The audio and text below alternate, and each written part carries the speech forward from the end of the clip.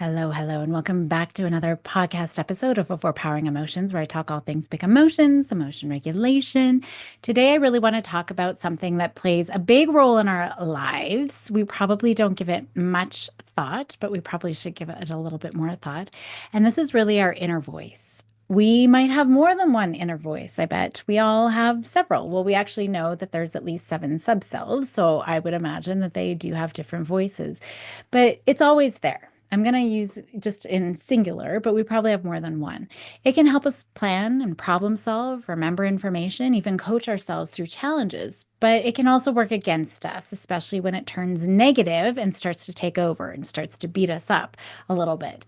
So just think about, the last time you had to try to remember a grocery list, right? And you're running through it in your head, or you talk to yourself through a decision, the pros and the cons, or maybe you replayed a conversation that you had earlier. That's your inner voice in action.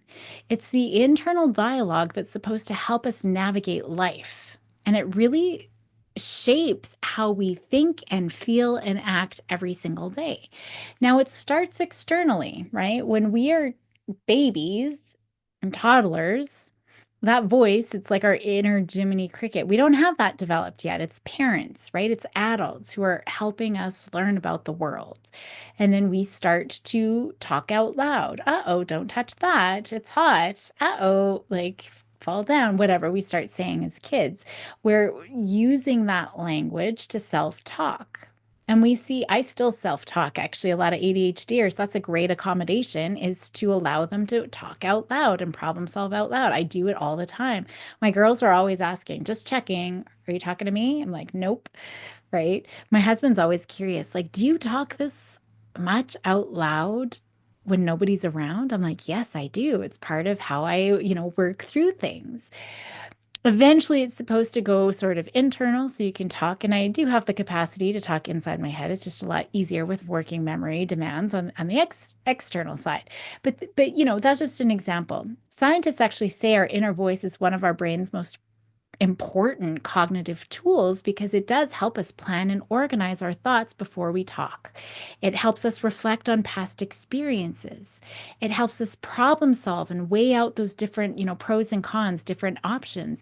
It helps us remember information more effectively. So it's kind of like having your own personal narrator. It's helping us make sense of the world and our kids to make sense of the world when it's being helpful. It's great, but it doesn't always seem to be helpful, right? So we need to learn how to manage it and help kids learn to manage it so they're not getting caught in rumination and spiraling. That's when it becomes unhelpful. When it turns our confidence into self-doubt, we start self-doubting ourselves and our kids start self-doubting. I'm talking about us, but also our kids, right? If we work with children and wondering about children. So there's lots of things that we need to think about, but I'm going to focus on a few sort of key ways our inner voice supports us. So I did talk about memory. It does help with memory retention. So anytime you've had to repeat a phone number yourself until you could write it down or punch it into your phone or call it, right? That's your inner voice keeping information in your working memory. So that verbal repetition, that strengthens recall, which is why you're more likely to remember something if you say it out loud or in your head. For kids, I'm always saying when you study, I want you to study not by silently reading notes because you're just a passive taker inner of that information. It's not going to help your memory. I want you to teach somebody, right? Say it out loud. Recall what you can out loud. That's something I'm always trying to teach kids. That's how you should be studying. So that's a free tip. Next time kids have to go learn something, have them explain it in their own words. That's going to help. Another one is problem solving and decision making, right? When we're faced with a challenge, our inner voice helps us think through solutions.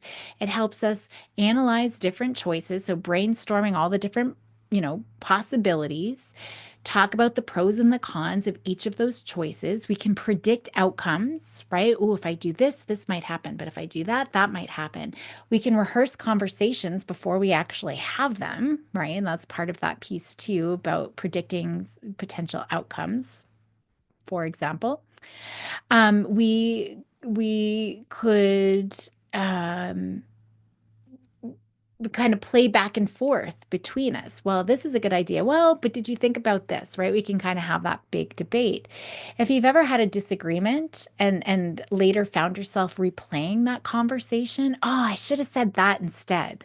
That's also your inner voice. It's helping you refine your approach for next time, right? So there's lots of different pieces here. It helps with planning and preparation, right? Athletes and performers and public speakers, I mean, they all use mental rehearsal to improve their performance. Maybe they're visualizing their success. Maybe they're coaching themselves through challenges with positive self-talk. You've got this. You've got this. Just breathe, right?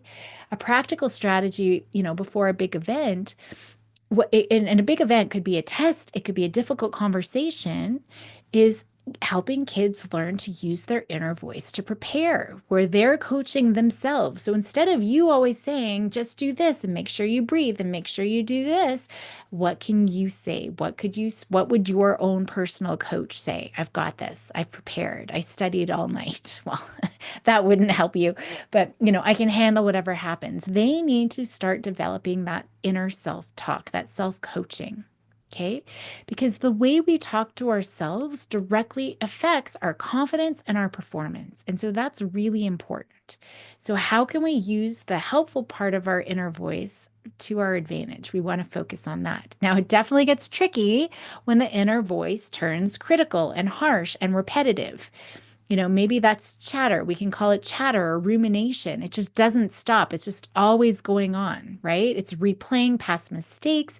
It's second guessing our decision. It's making us doubt ourselves that we're not good enough and we can't handle, and I don't know what it's going to be, and what if this and what if that, right? It just takes over, and it just fuels anxiety and overwhelm because we're trapped in this sort of worst case scenario, this negative thinking, and it just makes problems feel so much bigger than they actually are. And so we get caught in anxiety, and that can actually lead to depression because the more we listen to this voice, the stronger it gets. And the stronger it gets and the more we listen to it, we might actually start to believe it. I'm not good enough, or I always mess things up, or I never figure this out. I'm never going to figure this out, right? Everyone's going to see me as an imposter. So instead of seeing any mistakes as learning opportunities, kids spiral, or we spiral into this self-doubt, and we avoid challenges altogether. And I see this with kids all the time, right? And over time, that leads to low motivation and hopelessness, helplessness leads to depression, right? And so we got to be careful. We doubt ourselves. We don't want to do anything anymore. We can get caught in this decision paralysis where we overanalyze something to the point that we can't even make a decision. It's just everything feels so overwhelming. Every choice feels overwhelming. I can't even tell you, what I want you to order me for lunch or where we should go for lunch. And so instead of trusting ourselves, we get caught up in, what if I make the wrong choice? Oh, I should have done that instead. We regret, we worry about regretting it later, and then we do regret it later, right? Or we're worried about people judging us. It's just this constant second guessing. It's keeping kids, whomever, stuck. And then when we're stuck, we're afraid to take action because we're not trusting ourselves to be able to handle the outcome. So now we get stuck in this endless loop of negative self-talk, and we're never moving forward. We're never solving problems.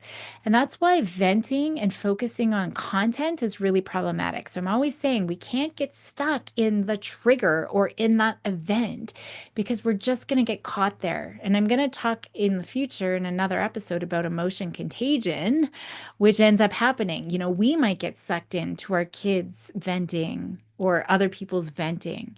Yes, kids got to get stuff off their chest. Yes, we got to get our stuff off our chest, but we're not moving forward when we do that. We're not problem solving. Our brains are wired for problem solving, but get too easily stuck on the problem. And when we focus too much on a problem without the actual solutions, that's where it turns into overthinking, and we don't know how to get out of that loop.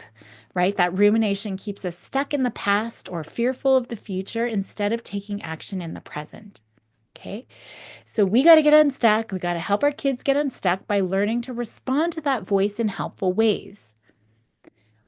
We cannot change it, right? We cannot get rid of it. I'm not about elimination. The more we try to eliminate, don't think about that, don't think about that, don't think about it. It's just like this inner itch. It's just going to get bigger and bigger until it's like, look at me, pay attention to me. We don't have to believe it though. So the first thing we need to do, well, is normalize it, So if kids are getting caught in the self-critical, I like externalization, right? That's usually my first step is let's externalize it. When does self-critical Carla show up? When does Debbie Downer show up, right? So we can externalize it, but then we want to really normalize it. Yeah, that's your wonky brain doing, things that it thinks is important. And it is important to do that. And when it's really mean and really not helpful, its job is to figure out all the possible scenarios, right? So we can really go into those dark places, but that's its job. It's doing that to protect you. And yes, it even goes into homicidal and suicidal places. And I know I've talked about this before, but I think that's really important, especially as they get into those tween teen years. It's not uncommon to have homicidal, suicidal thoughts. That's where our brain goes. It's normal for us to know this so that we don't freak out, because especially our anxious kids and kids who are easily emotionally dysregulated, they latch onto those sensitive thoughts. We all have those thoughts. We have a gazillion thoughts a day. Every second, we're having multiple thoughts. We're not even aware of them. But when we're anxious, we're really hypersensitive aware of those types of thoughts. And so we got to know it's normal. Our brain does these wonky things so that we don't freak out, right? If we know that it's normal, then we don't freak out that there's something wrong with me, wrong with you, whatever it is. So once they truly understand how normal this all is, it's easier for them to focus on self-awareness. Being aware is so important to help kids from spiraling into this pit of despair. Most kids don't even realize that their inner voice is controlling them. They just feel stuck. They just feel overwhelmed. They just feel scared to try something new. So again, name it to tame it. We need to call it out. Okay, so we externalize it, give it a name. When does it show up? I knew you were going to show up now. Of course, anytime I'm going to, go see my friends, I'm going to show up. Let's call it out. I love sarcasm. Oh, there's my wonky chatterbox, or there's my self-critical Sam telling me everything I can't do, right? They need to find what works for them, though. So I love sarcasm. Here we go again. Let me hear the story of the day, right? So it could be the sarcasm. It could be just naming the story. Oh, here's the self-doubting story coming up. Makes sense. I'm reading. Or thank you, catastrophizing Cam. Thank you for trying to keep me safe, right? So there's lots of different things that we can do. When we respond and we name it and we externalize it, we give a little bit of distance, because when the thoughts stay in our head and we're listening to them and taking it in, it just feels bigger and bigger and bigger. Okay. So that's why that externalizing those thoughts, it just shrinks their power a little bit. So when we externalize, we distance ourselves instead of getting pulled into that spiral. And that's what we need, right? We need some distance from it. That's what we got to do, which is why we don't want to sit in it and talk about it. So great hint, right? When we're getting into the weeds and we're just sitting there and giving more and more attention to it. Chatter thrives in isolation. Rumination thrives in isolation. So when we validate kids' experience, we do want to validate and acknowledge it. Absolutely. They need to feel heard. Otherwise, they're going to hold on to it and make sure that you know how big of a deal this is. We need to validate and acknowledge it. Yes. But then we need to keep going. We need to shift our focus, right? Away from what's going on inside. So we need to self-distance, right? That's helpful to reduce the emotional overwhelm. And we're going to step back and view our thoughts as an observer. Okay, that's really important. So another way, so sarcasm is great. I knew you're going to be here predicting when it's going to show up. Yeah, there you are. I knew it. Or, ooh, you're really trying to scare me. I've talked about third person, speaking in third person. Caroline is doubting herself right now.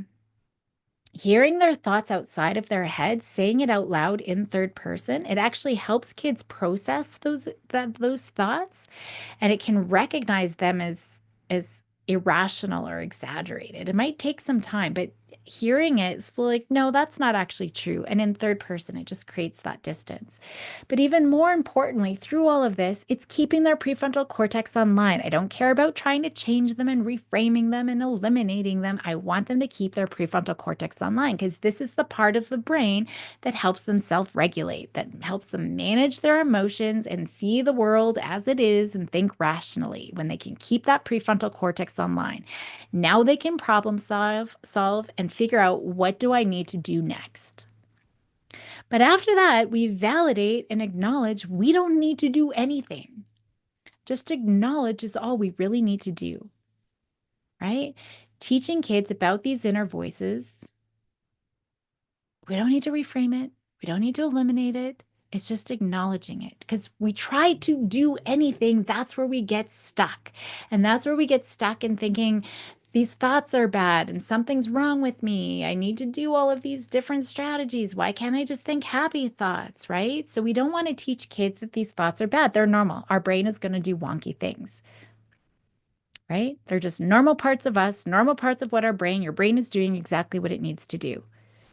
It's all about how we respond. So stop trying to change them or distract themselves or just suppress them. We recognize it, externalize it. We don't need to do anything else with it.